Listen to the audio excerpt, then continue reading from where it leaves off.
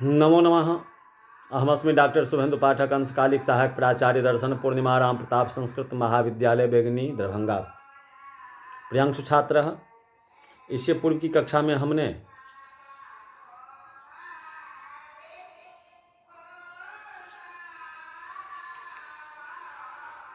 शास्त्री प्रथम वर्ष के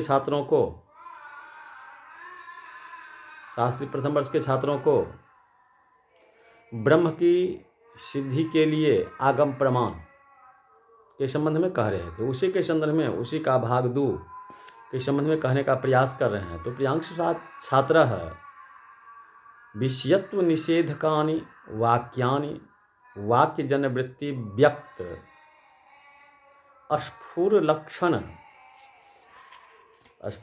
फला संभव विवक्षया प्रवृत्तानि विषयत्व बोधकानि तु वृत्तिजन्यावरण भंग लक्षण फल संभव विवक्षया तदुक्तं भगवद्भिः अनाधेय फलत्वेन श्रुतेर ब्रह्मणो गोचरः प्रमेयं प्रमितो तु स्यादात्मकार समर्पणात् इति न प्रकाश्यं प्रमाणेन प्रकाशो ब्रह्मणः स्वयं तदन्यावृत्ति भंगत्वात् प्रमेयमिति गीयते इति च। तो प्रियांशु छात्र, अब सभी प्रकार के श्रुति वाक्यों में एक वाक्यता का प्रदर्शन करने का प्रयास करते हैं।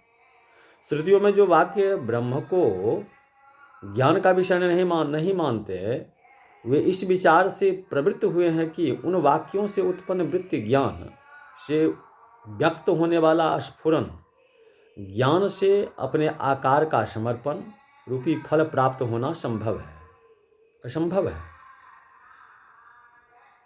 दूसरी ओर जो वाक्य ब्रह्म को ज्ञान का विषय मानते हैं, वे इस विचार से प्रवृत्त होते हैं कि उक्त वृत्ति वाक्य जन ज्ञान से उत्पन्न आवरण भंग अज्ञाननाश रूपी फल प्राप्त होना संभव है। जब किसी प्रकार का ज्ञान होता है तो उसके 2 फल हैं, आवरण भंग और स्फुरन। प्रक्रिया यह है कि अंतःकरण बुद्धि के रूप में आकर अपने अंतर्गत चिदाभास को लेकर किसी विषय को व्याप्त करता है। बुद्धि की व्याप्ति से अज्ञान का नाश, आवरण भंग होता है तथा चिदाभास की व्याप्ति से विषय घटादि का स्फुरन प्रकाशन होता है।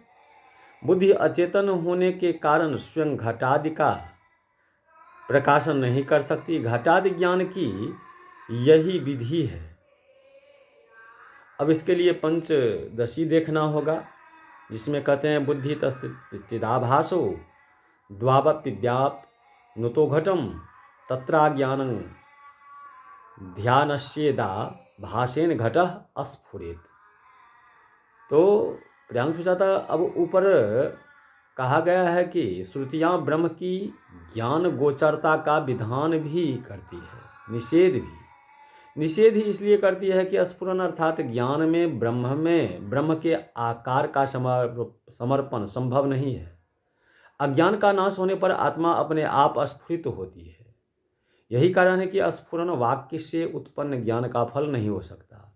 चिदाभास की व्याप्ति से आत्मा का स्फुरन नहीं होता, इसलिए यतो वाचो निवर्तन्ते आदि वाक्य है। दूसरी ओर कुछ वाक्यों में ब्रह्म को ज्ञान गोचर माना गया है। वह इसलिए कि ज्ञान का पहला फल जो अज्ञान नाश है वह तो संभव है। अज्ञान नाश बुद्धि को व्याप्ति से ही होती है, इसलिए उसकी संभावना में कोई आपत्ति नहीं। फलतः दोनों प्रकार की श्रुतियों का समन्वय होता है। इसे बड़े बड़े आचार्यों